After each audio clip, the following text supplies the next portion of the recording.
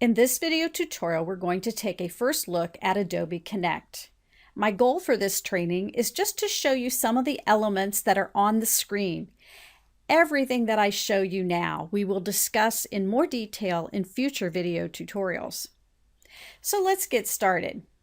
Looking at the very top, you'll notice the common menu items. Click on them and they open up. We have meeting, layouts, pods, and audio. You also have a few buttons. One is for your speakers, to control your microphone volume, your webcam, and your status. Way to the far right, you'll see a help button and also your connection status. In the middle of the screen, you see one big window called Share. This is what's called a pod, as well as the video, the attendees, and chat. These are all windows called pods. Basically, pods are little windows that are used to show different types of activity. The share window is where you're going to share PowerPoints, Word documents, a slideshow, or what have you that has content you want your users to know.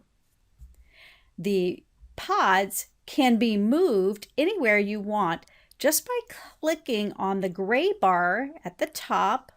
Notice right here or here, you can click, and I'm clicking and dragging it.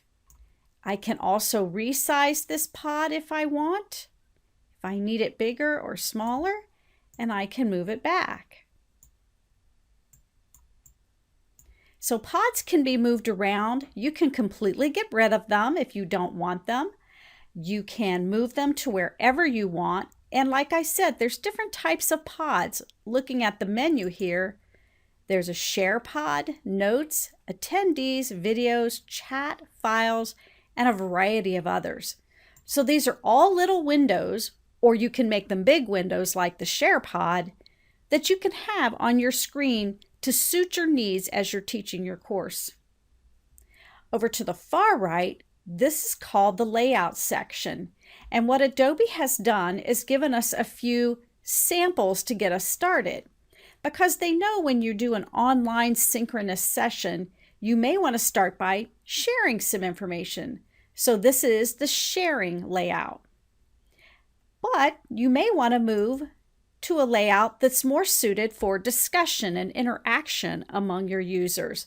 So they give you a sample layout for discussions where you might want to have discussion notes, a chat, a poll, or whatever you need that suits what you're teaching.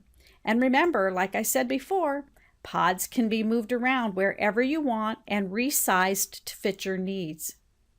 And they also give us a sample collaboration layout in case you want to get your users involved and active in what's going on.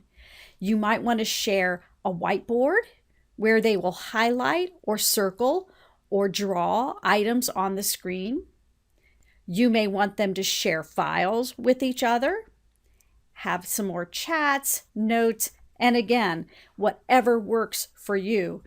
Moving the pods to where you want them to be, making them the size you want them to be, and so forth. All of this is possible in Connect. So as we move on to the next tutorial, we'll talk in more detail about these different features.